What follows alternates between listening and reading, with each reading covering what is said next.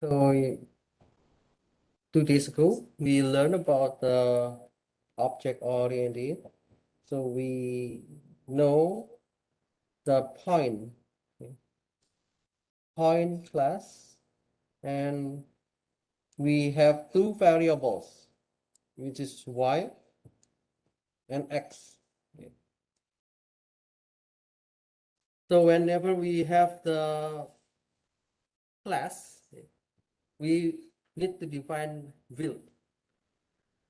Will is a variable inside an object that is part of its state. So the field is a variable. We learned already about the variable.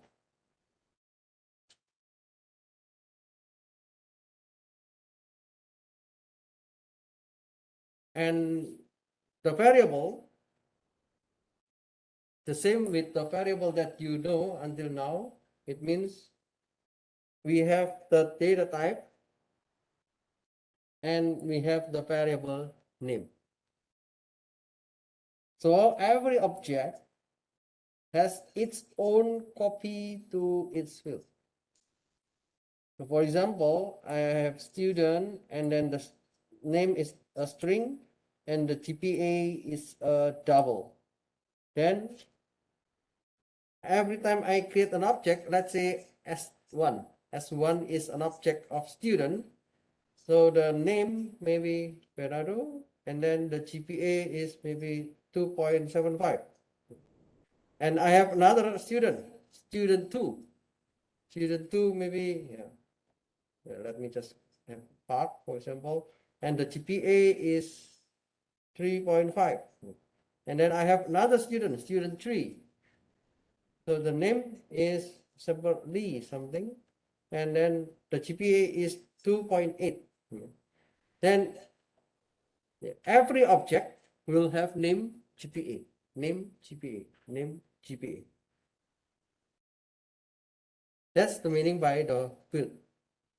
And if you are using Excel, for example, you can easily know that this kind of field is the column. And we are making this one as an object in the Java. So we have name to indicate the column name, and then we have GPA to indicate the column GPA in the Excel. So we learn how to access and how to modify. If we just access the field, we can just use dot field. In our example, we just use dot x to access the file, or dot y equal to 30. So we can have a new value. So we modify the variable y, which is originally 0. Now the value becomes 13.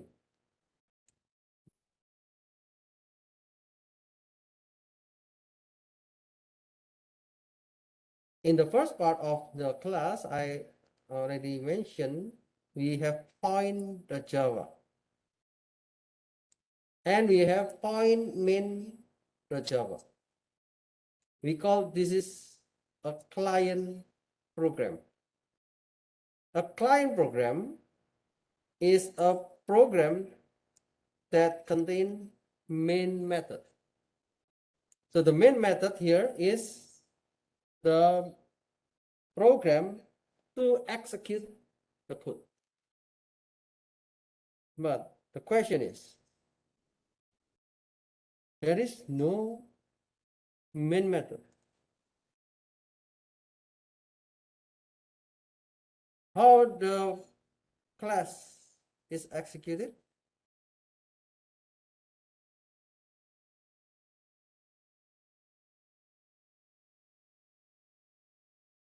We do not execute this class, but we want to create an object. Okay? There is no execution of this class. This class is only to create another object. What is the object? So every object will have two variables. The first variable is x, and the second variable is y. Okay. So that's why whenever we have a new object, for example, I have a new object P1. Okay, then I will call the class point, and then I want to create a new object which is P1, and P1 will be a new point. And let's say I want to put 7 into the variable x, and I want to put 2 into the variable y. Then what I can do is to call P1, which is this object, and then I want to change the variable x equals to 7. And I call again P1, and I want to change the variable y equals to 2. So this is what we call as the object 1. Let's say I have another object which is P2. So point 2. Okay, I have the x equals to 4 and I have the y equals to 3. Then I can define x from the P2. So we call the object name, which is P2 dot x equals to 4. And then P2 dot y equals to 3. So it represents this there. We call this is the class which is point.java, and based on this explanation, point.java is not a runnable program. So you cannot run this code. You cannot run the class. The class only contains some information about your object.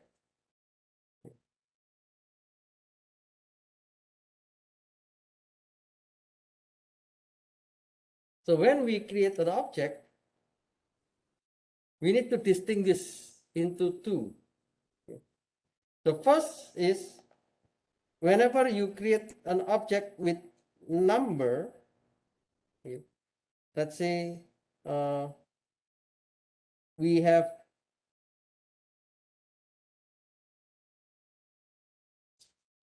if you still remember, if I want to create an array, if I want to create an array score, let's say, and then I will integer 10. What will happen if I want to print the score?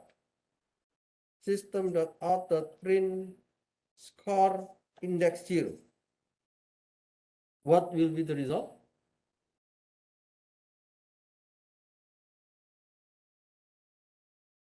What is the result?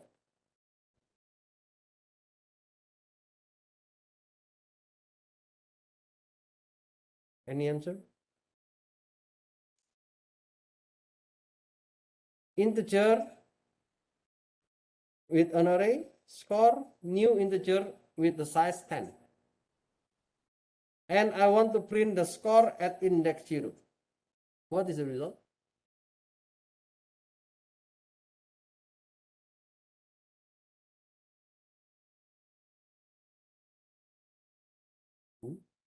Nobody can answer. You can answer in the chat if you know the answer.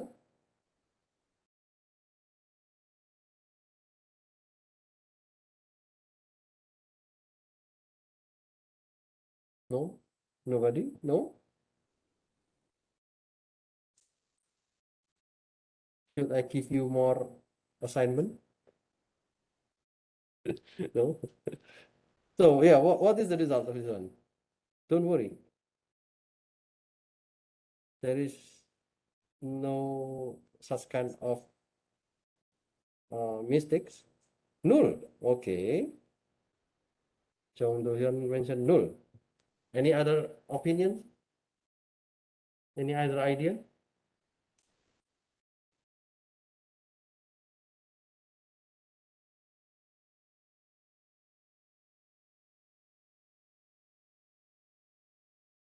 0. Interesting. So let me prove it.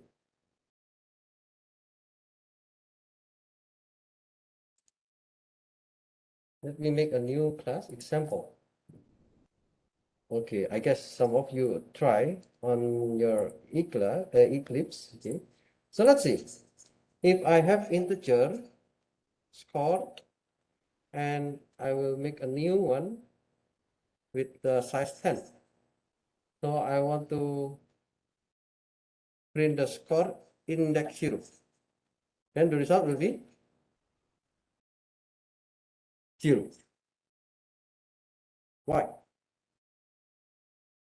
Because for the primitive variable, primitive data type, the primitive data type is like integer, double.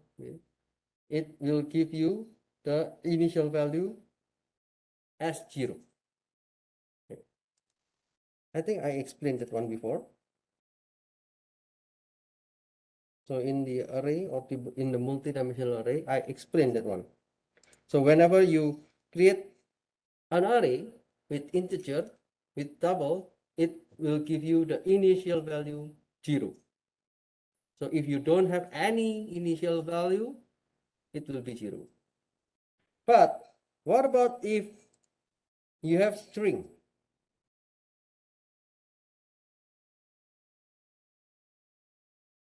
What about if you have point, but you do not have any value at the first time? So let's see. String words, new string like this one. Okay, maybe I will just change this into string. And then I have string.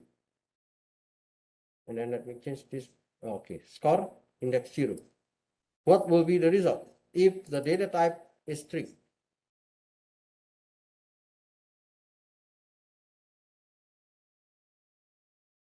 There is a result of null. What does it mean by null? Null is a reference that does not refer to any object. So in Java, they have a particular data, we call it null. So it does not relate it to object, it does not relate it to numbers, so just null. And the elements of an array of objects are initialized to null. So if it is related to objects, it will be null.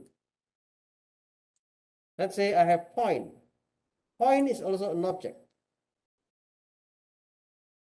So every of this index will be placed with null. So let's say I have this one point. And then I want to make an array. If you know, when you create an array in integer, you will have the data type integer, and then what you want to do is to define the variable name.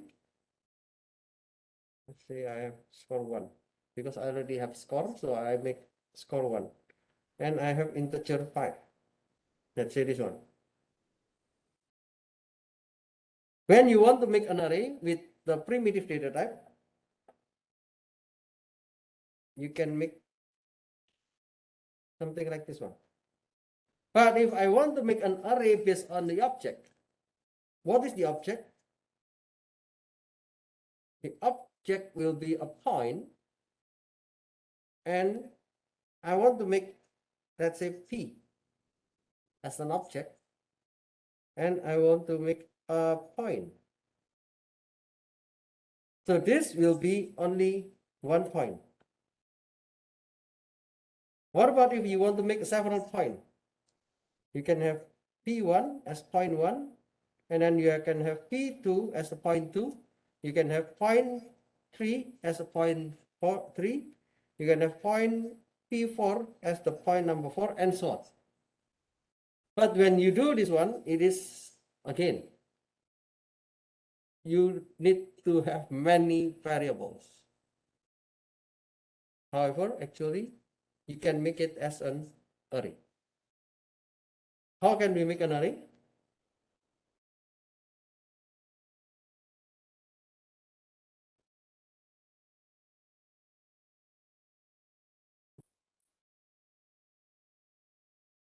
I forgot the.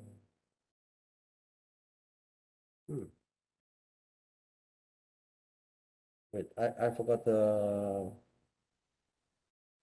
shortcut. Control Shift. Yes. Okay. So now it becomes a comment. Okay. I cannot do something more for this one. If you want to make an array, then you can call the class name and put the square bracket. And then you will have a new point and mention how many of the size that you want to define. So it means you will have 5 points.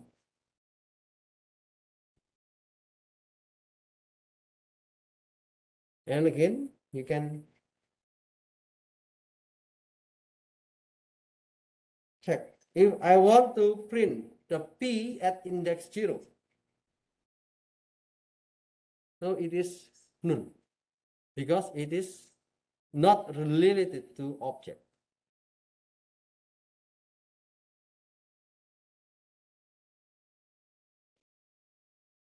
String is also an object actually, but now I'm just explaining that it is similar to the primitive data type, but actually it is an object. Point, because we already have one Java class, so we can say that any points will be an object. And every of this one will be of value of that point.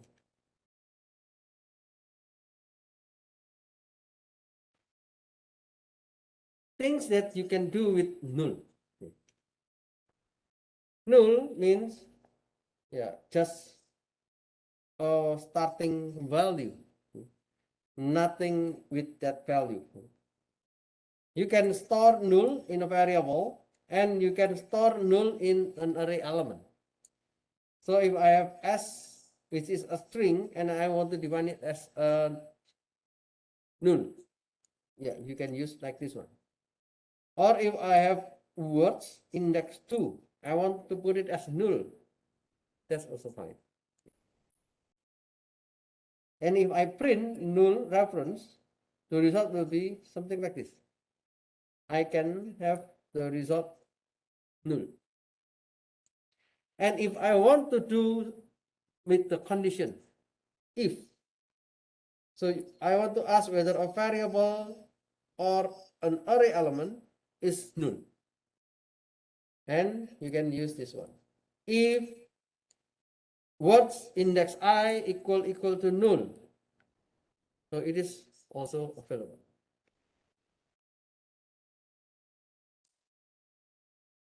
So for example, let's see.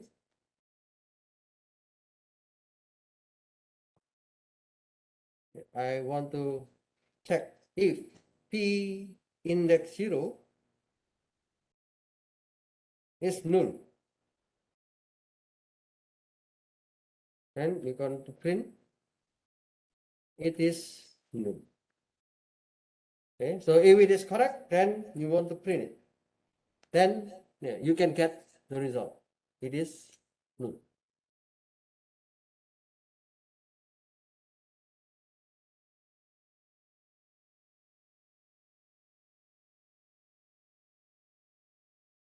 Oh, there is one that I missed this one.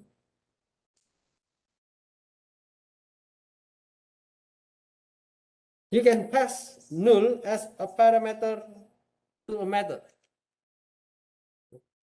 So if the result is null, you can still pass in a method. But if you return null from a method, it often indicate a failure, or you cannot find, or you cannot get any result. Sometimes yeah, you can use null if you understand how to use null for the return method.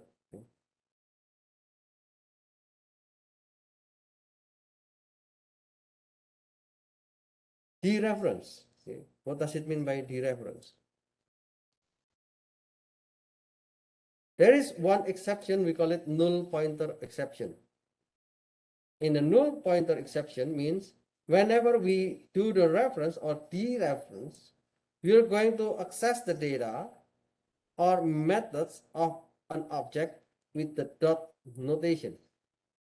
For example, s dot length. So I want to know how many data do I have in the variable s. For example, if s is an array, then I want to know how many data that is available in the variable s. It is illegal to dereference null. Dereference means this one. If I want to check, okay, or if I want to do something with null, then it is illegal, or it will show you the error message, null pointer exception. Null is not any object, so it has no methods or data. So for example, if I have string words, so I have 5 string for this array. And if I want to print the word index 0 will be null. Because it's the starting, it will be null. And let's say I want to update the words index 0 equals to the words index 0 dot to uppercase. Can you guess what is to uppercase?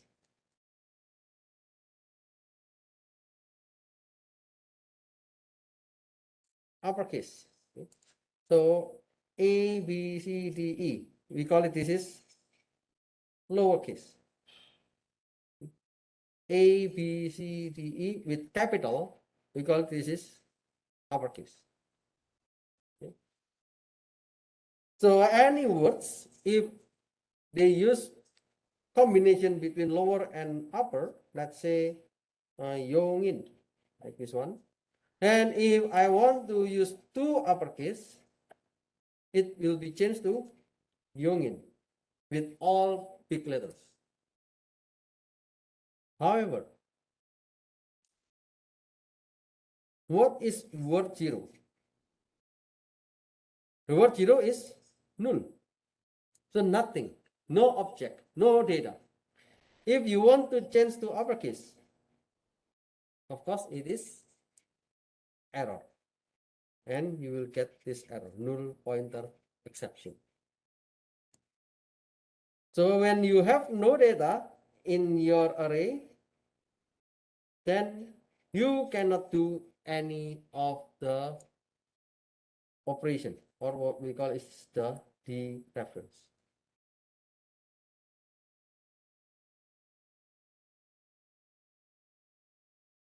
So you can check null before calling the object's method. Okay, let me just do this one.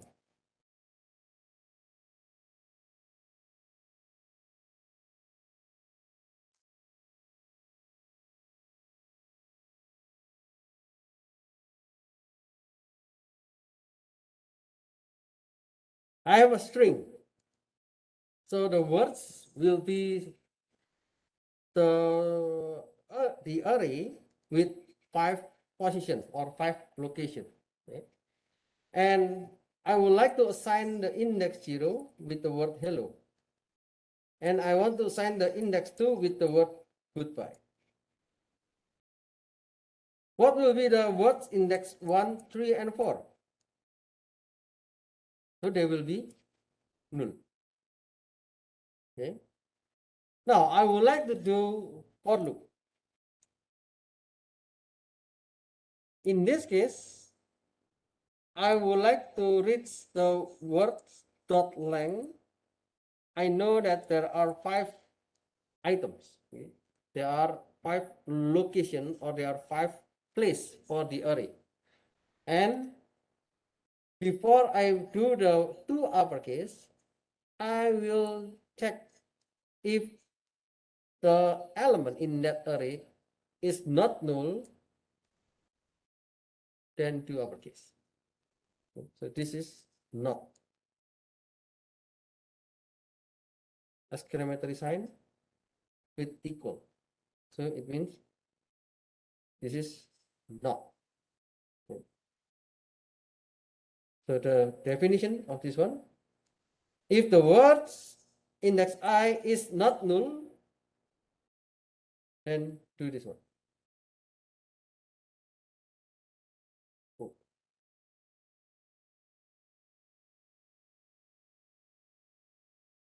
You can print, because I don't have any print.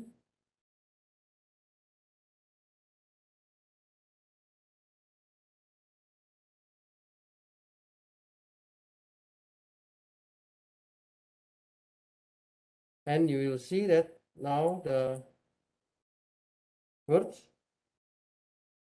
originally is hello without any uppercase, but now it has been changed to big letter hello. Goodbye, it is all small case. Now it becomes big letter because we update 2 uppercase for this one.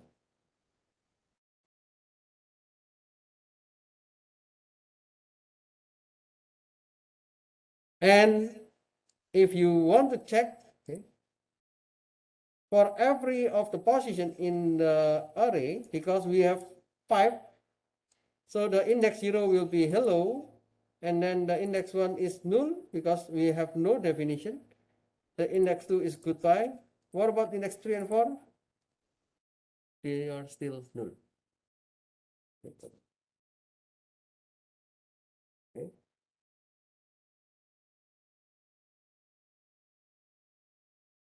That's why the array with objects, people recommend it to use two-phase initialization. Two-phase initialization. So 2 means we have 2 steps. Okay? To initialization, we need to proceed with 2 phase or 2 steps. The first step is to initialize the array itself. So each element is initially null. So first you need to define the array. After you define this array, you will get that every of elements in this array will be null. And then the second step, or step number 2, is to initialize each element of the array to be a new object. It means I will do a for loop, and this for loop will be from 0 until the length. So until length of the words, the length of the word is 4. So I will do 0, 1, 2, 3. And then the words I, which is the array, I, if 0, then it is the words in the index 0. It will be equal to word plus I. So if I equals to 0, then the value will be word 0. If I equals to 1, then it will be word 1. If I equals to 2, then it will be word 2. If I equals to 3, then it will be word 3.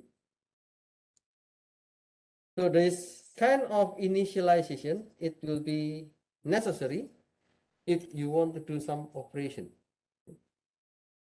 Because this is two-phase initialization or 2 steps initialization.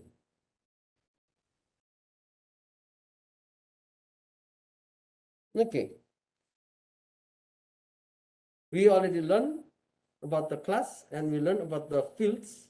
So we need to learn about how to make methods.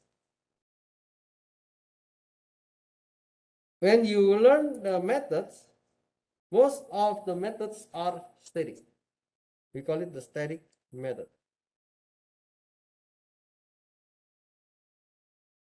This is what you learned before. But now we will have non-static method.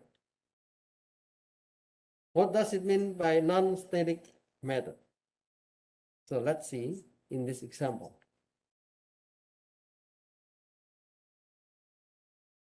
Client code redundancy.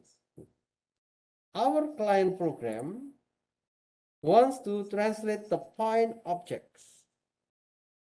Translation, usually if we want to translate in the point, in the x and y, it means we will do addition or subtraction. In this case, let's translate the point to other point with dx and dy. So x, if it is added with dx, the new x will appear. If y, I want to update with dy, then I will add. So this one is the same, y equals to y plus ui. Okay. To translate the original points to the new points, the code must be repeated. If you want to translate the original point, let's say I have 2,7. So yeah, if I want to change this into 5,9, and the dx means 3, and for the dy equals to 2. And this code will be repeated because every of the point can be translated to another point. So we can remove this redundancy using a method. You can develop your method in the class. So how we can do the elimination of the redundancy? First, we can make static method. This is the version 1. I mean the version 1 is, this is one way. And you can see what will be the issue if we use this one. We can eliminate the redundancy by static method. The static method is given in the client program. So I would like to make public static point translate. So I would like to translate a point. What is the point? Yeah, that's an object. P is an object given in the parameter. And then dx is something that the user wants, and dy is something that the user wants. So whenever I have p, so I would like to have a new x, it will be equal to the current x plus dx. Or yeah, this is similar. The current y equals to the existing, sorry, the newest y. So in this case, p dot y equals to p dot y plus dy. So similar. When I run the main method, it will call the method as follows. So translate point I. Why this point I?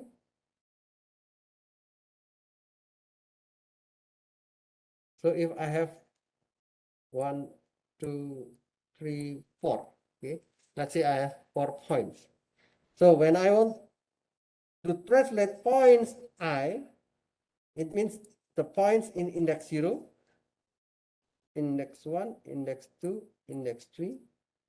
So I want to translate for every point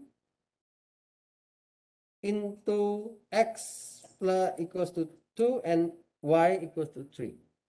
So it means the dx equals to 2 and the dy equals to 3.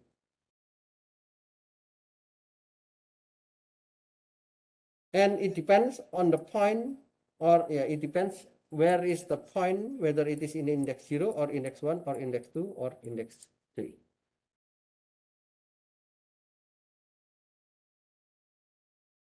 The problems with the static solution, so I can show you. I can have this one.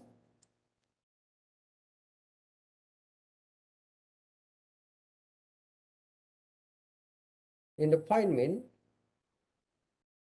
as you might know, you have the main function or the main method, and you define the P1 and you define the P2. So I have a static method here.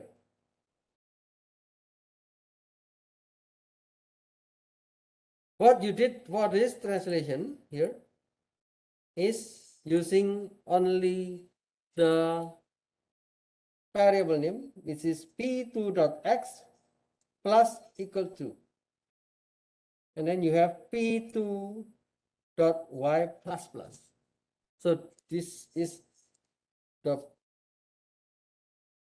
what I call it, primitive translation. If you want to do the translation, yeah, you will do this mathematical way every time you want to modify. So it is tedious job, it is time consuming, so we can make method. So in this case, if I want to change this one, x will be added by 2, and then y will be added by 1. And I can change to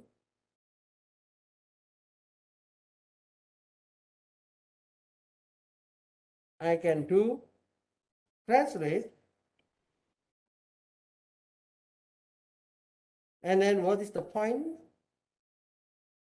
What I want to change is the P2. P2 is the point that I created, and then I have two additional parameters. The first is dx and the other is dy. So based on this example, dx will be added by 2. So I can make this is 2. And P2y will be added by 1. Then I will put this comma 1. Don't forget to put this here. Now, there is an error. Oh, sorry. Should be no error. Yeah. There is no error because I want to translate the P2 into 2, 1. So 2 will be added into the x, and then 1 will be added into y. So I want to know whether the result is 6, 1 or not.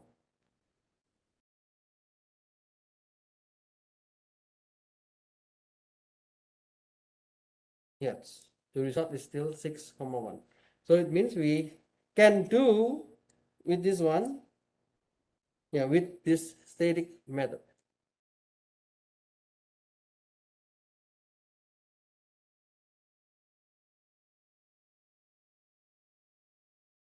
But the problem is, yeah, we are missing a major benefit of objects.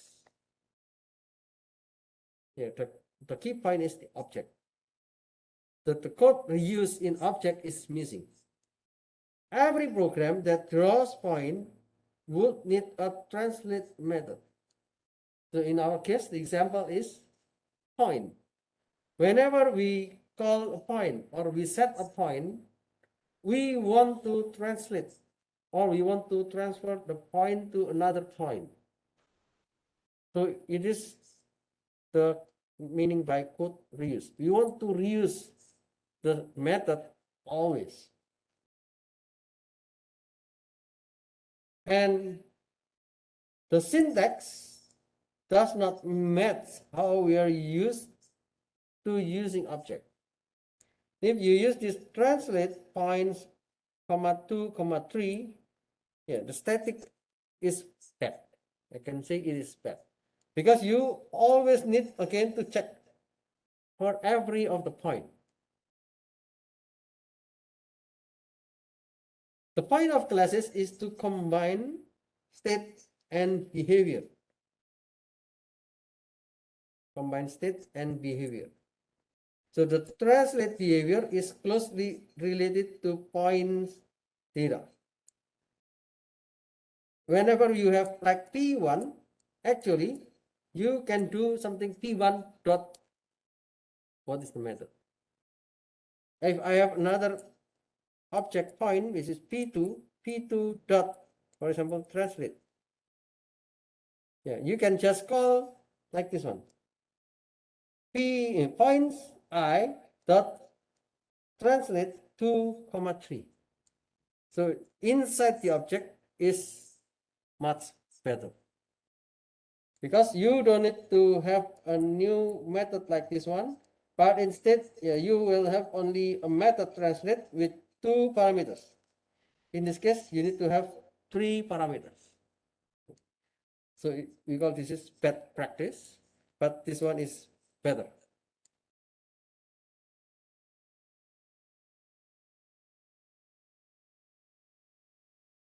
So I would like to add this translation.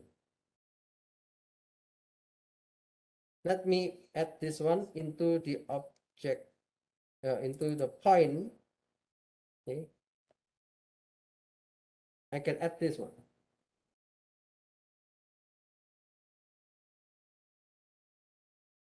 If you see this one, this is a method without static. But here it is a method with static. Public static void. A public static void. But when I create in the point.java, after I have 2 variables, we have only public void, no static. Okay. So I will explain why we don't need the static. Okay. So the translation method has a point p parameter. So every time if we want to do the point min, so I will not use this one. I can delete this one. If I want to translate, so I can just call the method p2 and then I can translate. And then the variable that I want to translate is 2, 1. So I would like to change the p2, which is the x and y in p2, with additional 2 the x and the additional 1 to the y. If you run this one, the result will be the same, 6,1. But the code is more convenient because we put it inside the point Java class. Okay. So this translation happens in the point Java class. That's why we do not need to use static. Okay.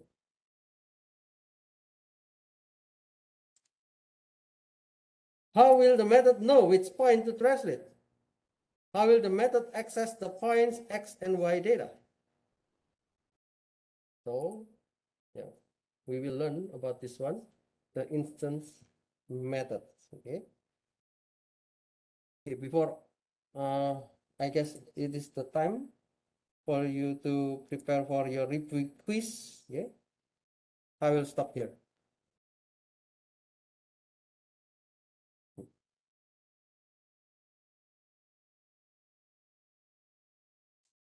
Okay, any questions?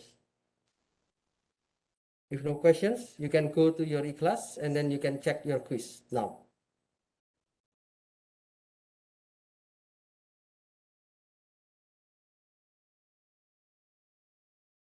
Mm.